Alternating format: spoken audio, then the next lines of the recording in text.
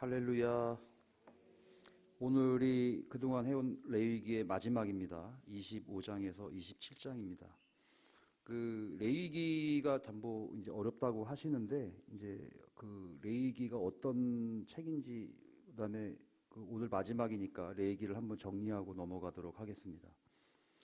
그 시간 관계상 제가 읽어 드릴게요. 누가복음 10장 25절에서 28절까지 보시면, 어떤 사람이 이제 율법 교사가 있는데 어떤 율법 교사가 일어나 예수를 시험하여 이르되, 선생님, 내가 무엇을 하여야 영생을 얻으리이까? 율법 교사가 예수님을 찾아와서 내가 뭘 어떻게 해야 영생을 얻겠냐 이렇게 묻습니다. 예수께서 이르시되, 율법에 무엇이라 기록되었으며 내가 어떻게 읽느냐? 예수님 말씀을 하신 게 아니라 율법에 무엇이라 기록되었으며 내가 어떻게 읽느냐 이렇게 말씀하셨어요. 대답하여 이르되, 내 마음을 다하여 목숨을 다하여 힘을 다하여 뜻을 다하여 주 너의 하나님을 사랑하고 또한 내 이웃을 내 자신같이 사랑하라 하였나이다.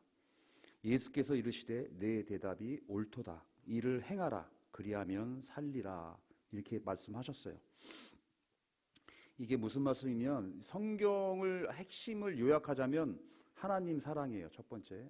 그 다음에 내 자신을 사랑하듯, 내 자신을 사랑하라는 거예요. 그리고 내 자신을 사랑하듯 이웃을 사랑하라. 그래서 하나님 사랑, 자기 사랑, 이웃 사랑, 이게 성경의 핵심입니다. 예수님도 이렇게 말씀하셨고요. 그게 옳다라고 하셨어요. 그러면 하나님 사랑, 자기 사랑, 이웃사랑, 이게 성경의 핵심인데, 이 성경의 핵심이 또 곧 율법의 핵심이에요. 그리고 예수님이 오신 우리 복음의 핵심이기도 합니다. 십계명도 그죠? 예, 십계명이 하나님 사랑, 그 다음에 자기 사랑, 그 다음에 이웃사랑, 이렇게 세 가지로 구성이 되고 있어요. 이게 레위기 전체의 핵심 진리입니다. 그래서 이스라엘인들은 아기가 태어나서 애가 기어다니면서 이렇게 그 젖을 떼기 전이죠. 이렇게 기어다니면서 뭘 이렇게 젖 말고 다른 거를 마실 수 있을 때가 되면 레위기란 책에다가 꿀을 발라줬대요. 그래서 그 꿀을 핥아 먹게 했대요. 왜? 성경 말씀, 하나님 말씀은 달달하는 것을 인식시켜 주기 위해서. 그래서 그 탈무드에서도 그렇고 이스라엘인들은 아이들한테서 가장 먼저 가르치는 게 레위기랍니다. 그리고 랍비들을 양성하는 학교에서도 제일 먼저 창세기를 가르치고 출애굽기를 가르치는 게 아니라 레위기를 가르친대요. 이게 가장 중요하기 때문에 그렇답니다. 또한 이 레위기는 하나님이 말씀하신 빈도가 가장 성경에서 많은 책입니다. 다 하나님이 모세에게 직접 시내산에서 말씀하신 거예요. 직접 다 말씀하신 거예요. 그리고 히브리서 8장 5절을 보면, 그들이 섬기는 것은 하늘에 있는 것의 모형과 그림자라. 모세가 장막을 지으려 할 때 지시하심을 얻은 것 같으니 이르시되, 삼가 모든 것을 산에서 내게 보이던 본을 따라 지으라 하셨느니라. 이게 무슨 말씀이냐면, 시내산에서 하나님이 모세에게 직접 보이신 거예요. 히브리서 10장 1절에 보면, 율법은 장차 올 좋은 일의 그림자일 뿐 참 형상이 아니므로 해마다 늘 드리는 같은 제사로는 나아오는 자들을 언제나 온전하게 할 수 없느니라. 이게 또 무슨 말이냐면, 이 율법은 장차 올 좋은 일의 그림자요 참 형상이 아니다. 그림자다 이거예요. 8장 5절에 똑같은 말씀이에요. 그들이 섬기는 것은 하늘에 있는 것의 모형과 그림자라. 모세가 장막을 지으려 할 때에 지시하심을 얻은 것 같이. 시내산에서 지시하셨잖아요, 하나님이. 그러니까 하늘나라, 하나님의 나라를 모세에게 시내산에서 하나님 직접 보여주신 거예요. 그 보여주신 그 하늘나라의, 하나님 나라의 모형을 그린 게 바로 레위기입니다. 레위기예요.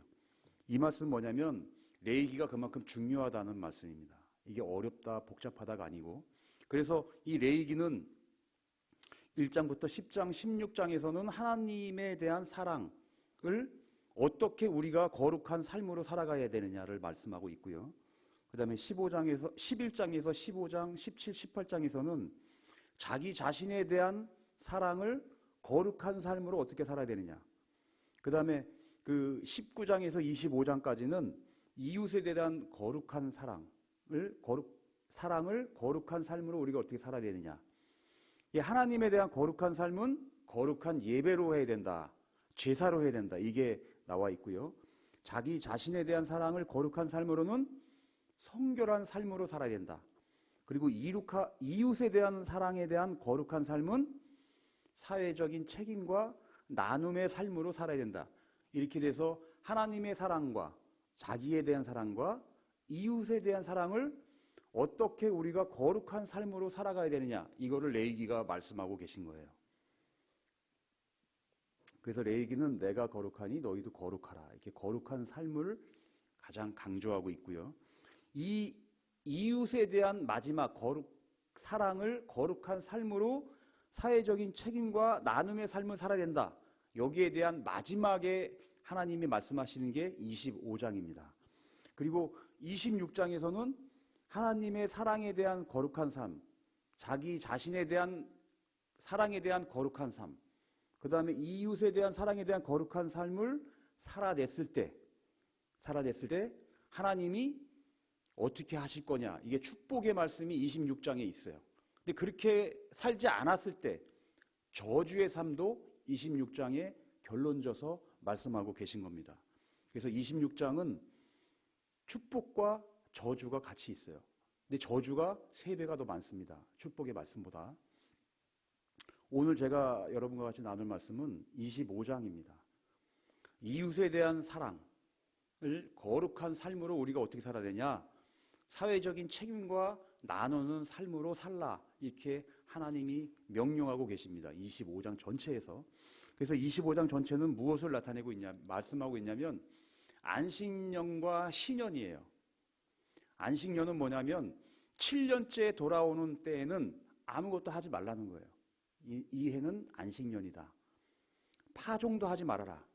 그 다음에 파종을 하지 않았어요. 씨를 뿌리지 않았어요. 그러니까 나는 게 없겠죠. 대신 뭐냐면 전년도에 그 추수를 하면서 떨어진 그 이삭으로 난 것들이 있어요. 곡물이. 그 소출도 추수하지 말아라. 이것을 누가 가져가냐? 나그네가. 그 다음에 가난한 자가, 과부가, 고아가 가져가게 놔둬라. 이게 바로 하나님의 섭리입니다. 그래서 7년째에는 아무것도 하지 않아요. 그러면은 7년째에 아무것도 안 하고 8년째에 파종을 합니다. 그럼 8년째에는 그 추수하려면은 1년이 지난 다음에 추수해야 될 거 아니에요. 그러면 2년을 못 먹어요. 그래서 6년째 되는 해에는 하나님이 복을 주셔서 2년 동안 먹을 2배의 곡식을 추수할 수 있게 해주신다는 약속입니다. 실제로 그렇게 하셨고요. 그 다음에 신년은 뭐냐면 이 안식년이 7번 돌아가면 7, 7에 49, 49년이 돌아갑니다. 그러고 나서 50년째 되는 해에는 아무것도 또 하지 말라는 거예요. 그래서 파종도 하지 말라는 겁니다. 그러면은 그 7번째 돌아가면 안식년이 7번째, 7년째, 49년째 안식년이잖아요. 그러면 그 안식년도 안 했잖아요. 파종을. 그죠? 추수도 안 했어요. 그러면 그 49년이 돌아가고 50년째 되는 이 신년에는 또 파종하지 말라는 겁니다. 그러면 또 못해요. 그러면 그 다음에 51년째 파종하잖아요. 그죠? 그러면 어떻게 돼요? 그 말에 걷잖아요. 추수를. 그럼 3년을 못 먹습니다. 그게 바로 그 25장 21절의 말씀입니다. 내가 명령하여 6째 해에 내 복을 너희에게 주어 그 소출이 3년 동안 쓰기에 족하게 하리라. 이게 신년에 50년째도 파종을 못하니까 그 다음 해까지도 못 먹어요. 그러니까 어떻게 돼요? 하나님이 49년 6년째 되는 해에 48년째 되는 해에 추수를 하게 되면 3년 동안 먹을 양식을 주시겠다는 거예요. 이렇게 실제로 됐고요. 그래서 이게 이 안식년과 신년은 그 여호수아가 죽기 전까지 이루어진 걸로 성경학자들은 보고 있습니다. 사사기에서 자기의 뜻대로 모든 것을 행한 그 이스라엘 민족들은 하지 않아요. 이 안식년과 신년을 지키지 않습니다. 그 신년에 대한 또 개념이 가장 중요한데 지금 제가 한 가지 읽어드릴게요. 전 세계 부의 편중 정도는 상상을 초월한다. 이게 23년 말에 나온 글입니다. 전 세계에서 자산을 100만 달러 이상 소유한 전 세계 인구 비중 0.9%대가 전 세계 부의 44%를 소유하고 있다. 1만 달러 이하로 자산을 소유한 전 세계 인구 비중 57%의 극빈층이 소유한 자산은 전 세계 부의 2%도 안 된다. 이게 지금 우리가 살고 있는 지구의 현실입니다. 그 엄청난 부와 이제 가난이 대물림되고 있고요. 이 부익부 빈익빈의 현상은 양극화가 점점 더 심화됐어요. 코로나 3년 동안 더 심해졌죠. 더 심해졌습니다. 근데 경제학자들이 항상 얘기하고 있어요. 이 성경의 이 레위기 25장에 나오는 희년 제도를 지킨다면 인류가 가지고 있는 모든 부의 편중과 부익부 빈익빈의 현상은 사라질 것이다. 이렇게 경제학자들이 다 얘기하고 있어요. 얼마나 이 하나님의 말씀의 이 섭리가 얼마나 진짜 위대한지 우리가 알 수 있거든요. 50년째 되는 해는 다 돌려주라는 거예요. 여기에는 무슨 의미가 있냐면 이 세상의 모든 것들은 너희들 것이 하나도 없다라는 의미입니다. 사람도 이 고대에는 뭐냐면 빚이라는 개념이 뭐냐면 내가 빚을 졌어요. 못 갚았어요. 그러면 그냥 그 사람의 소유가 됩니다. 사람이 노예가 된다는 얘기예요. 종이 된다는 얘기입니다. 그러면 이 빚은 내가 돈이 없어서 빚을 졌어요. 못 갚았어요. 그러면 내가 그 사람의 채권자와 채무자의 관계가 아니라 주인과 종의 관계로 전락합니다. 그냥 그 사람한테 팔려가는 거예요. 종이 되는 거예요. 노예가 되는 겁니다. 사람조차도. 그러니까 모든 사람은 뭐냐면 그 소유권이 하나님한테 있으니까 50년째 되는 해에는 다 자유, 해방, 회복을 시켜줘라 이런 거예요. 땅도 뭐냐면 내가 땅에 돈이 없어서 땅을 팔았어요. 그 팔 때도 50년, 신년째 되는 해까지의 소출을 계산해서 그 땅값을 결정하라는 거예요. 내가 만약에 신년이 지나고 20년이 지났어요. 그럼 내가 이 땅을 팔고 싶어요. 그러면 나머지 신년 동안 30년이잖아요. 올 때까지. 이 30년의 값으로 이 땅값이 정해지는 거예요. 그리고 50년째가 되면 뭐예요? 다시 돌려주는 거예요. 내가 빚을 져도 30년째 빚을 졌어요. 그러면 20년 동안의 그 값을 가지고 내가 물을 수 있는 거예요. 언제든지 또 물을 수 있어요. 그러면은 자유가 되는 거예요. 이게 이사야 61장이죠. 이사야 61장 1, 2절에 보면 이 자유의 해 이런 말씀이 나오거든요. 우리가 한번 찾아볼까요? 누가복음을 한번 보겠습니다. 누가복음 4장인가요? 4장 16절 18절.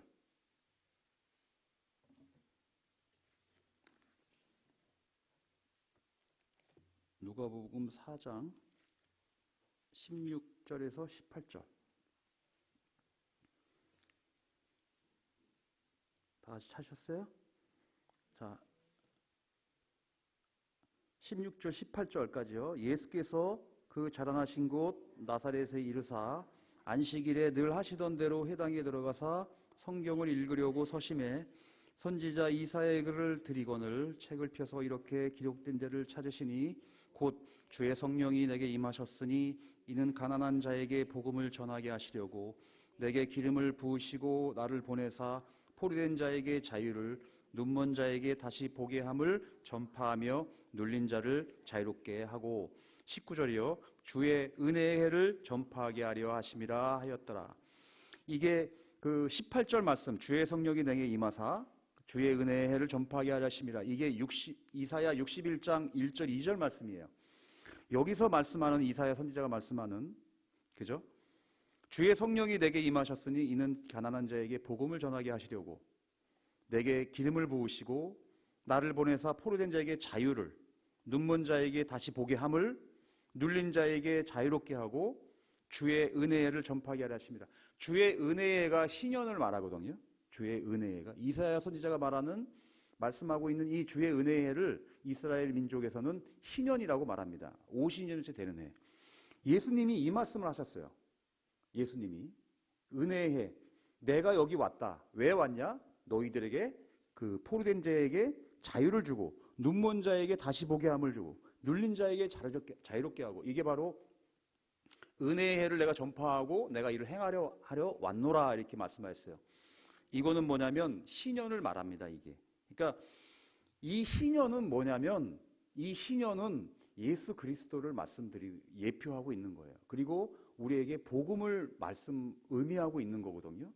그래서 이 신년이 이렇게 중요합니다. 만약에 지금 이 신년의 제도가 지금도 우리한테 지금도 이게 계속 전수되어 와서 전 세계 인류가 이렇게 지키고 있다라면 우리는 가난함이 없을 거예요.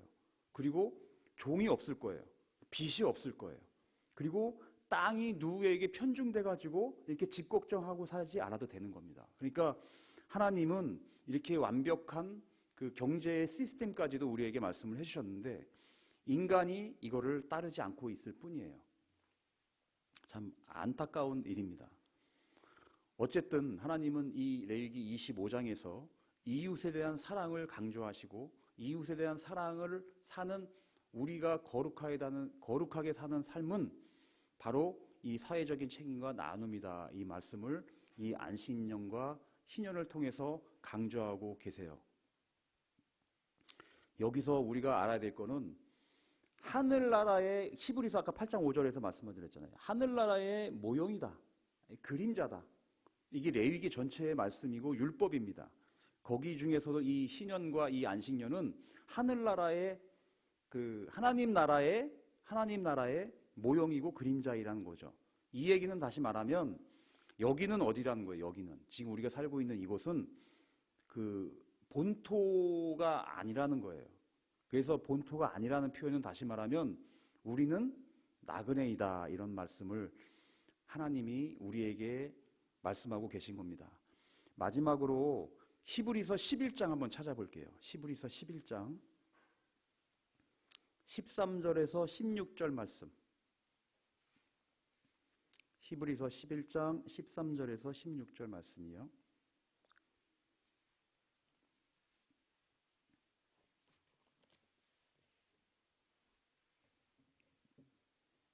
자, 11장 13절입니다. 이 사람들은 다 믿음을 따라 죽었으며 약속을 받지 못하였으되 그것들을 멀리서 보고 환영하며 또 땅에서는 외국인과 나그네임을 증언하였으니 그들이 이같이 말하는 것은 자기들이 본향 찾는 자임을 나타냄이라. 그들이 나온 바 본향을 생각하였더라면 돌아갈 기회가 있었으려니와 그들이 이제는 더 나은 본향을 사모하니 곧 하늘에 있는 것이라. 이러므로 하나님이 그들이 하나님이라 일컬음 받으심을 부끄러워하지 아니하시고 그들을 위하여 한 성을 예비하셨느니라. 아멘. 우리는 나그네입니다. 이곳은 어디죠? 그 하늘나라의 하나님 나라의 그림자예요. 천국의 모형입니다. 지금 우리가 살고 있는 이곳은 제가 지난번에 그 누가복음 때 작년에 이제 이 시간 때 제가 말씀드릴 때 그 여기는 하나님 나라 천국에서 살고 있는 그림자라고 말씀드렸어요. 그러니까 우리가 살고 있는 이곳에서 우리는 복을 받고 잘 살기를 원해요. 아이러니한 아주 그 생각들인데 물론 저도 그렇게 삽니다. 그렇지만 그 복이 어디서 오는지 누구 것인지 우리가 그 복을 받고 누리고 살려면 어떻게 살아야 되는지를 세상에서 찾아요. 세상에서. 하늘나라에 있는 겁니다. 그러니까 하늘나라에 있는 것을 이쪽으로 끌고 오려면 그때 제가 뭐라 그랬어요? 기도해야 된다 그랬잖아요. 기도해야 된다고. 왜? 하늘에서 하늘나라에 있는 문을 하나님 나라의 문을 열 수 있는 그 문이 뭐예요? 열 수 있는 게? 그게 기도라 그랬어요. 기도. 그 문을 열고 하늘나라에 있는 복을 우리가 이 땅으로 갖고 끌고 내려와야 되는데 그거를 뭐를 통해서 끌고 내려올 수 있어요? 기도. 그때 이렇게 제가 말씀드렸잖아요. 그죠? 기도. 기도를 해야 하나님 나라의 복이 우리한테 문이 열려서 그 복이 이렇게 내려오는 거예요. 근데 하나님 나라의 그 문이, 천국의 문에 열쇠가 있어요. 열쇠가 있는데 그 열쇠가 뭐라 그랬어요? 기도를 통해서 그 문을 열어야 돼요. 근데 그 키를 돌리는 그 키는 뭐냐면 믿음이라 그랬잖아요. 믿음. 그러니까 믿음으로 기도를 해야 천국의 문이 열리고 그 보좌로부터 이렇게 보혈이 흘러 내려와서 우리의 모든 죄를 씻고 또 하늘나라에 있는 그 복이 우리한테 오는 거예요. 그래서 그 복을 우리가 이 세상에서 누리다가 다시 본향인 하늘나라로 다시 하나님 나라로 가는 거예요. 이게 우리의 신앙생활의 핵심입니다. 이 히브리서 11장 13절에서 16절에 이렇게 말씀하고 있는 거예요. 믿음을 따라 다 죽었는데 환영하며 나그네임을 증언했다 그랬어요. 우리는 나그네다. 그러니까 이곳은 천국의 모형이고 그림자다. 그러니까 우리의 본향은 어디 있다 그랬어요? 하늘나라, 하나님 나라, 천국에 있다 그랬잖아요. 그래서 그걸 늘 사모하고 우리가 기도하고 그 기도할 때 그 믿음으로 기도하면 하나님이 내가 너희의 하나님이라 일컬음을 부끄러워하지 아니하신다. 그죠? 하나님이 기뻐하신다는 말씀이에요. 우리를 기뻐한다. 예. 그래서 우리를 위하여 한 성을 예비하셨느니라. 면류관을 예비하셨느니라. 이 말씀이거든요, 이게. 우리가 지금 살고 있는 곳은 천국의 모형이요 그림자입니다. 그리고 우리는 이곳에 나그네로 와 있는 것이라는 겁니다. 그래서 우리는 천국을, 하나님 나라를 그리워하는 본향을 찾는 자로 믿음으로 하나님의 주권을 신뢰하고 하나님을 경외하고 두려워함으로 오늘 하루로 살아가야 됩니다. 이 희년이라는 말씀에는, 안식년이라는 말씀에는 하나님이 명확하게 강력하게 말씀하고 계신 거예요. 너희들도 내 것이고 이 만물이 다 내 것이라는 거예요. 근데 우리는 하나님 거를 내 걸로 하려고 착각하고 산다 이거예요. 그러니까 이게 안 맞는 거예요. 그러니까 톱니바퀴가 돌아가다 안 맞으니까 튕겨나와서 이게 뻐그러지면서 튕겨나가서 이게 망가지는 겁니다. 그래서 우리의 인생이 망가지는 것도 거기에 있다라고 하나님은 오늘 25장 말씀을 통해서 강력하게 우리에게 메시지를 주고 계신 겁니다. 이 레위기의 핵심인 율법의 완성, 레위기의 핵심이 율법이죠. 이 율법의 완성이신 예수 그리스도가, 우리의 예수님이 오늘도 우리와 하나님과의 관계를 회복시키시고 우리를 죄로부터 자유케 하시고 우리를 구원해 주실 것을 믿고 감사함으로 오늘도 성령 충만한 하루가 되시기를 간절히 기도합니다.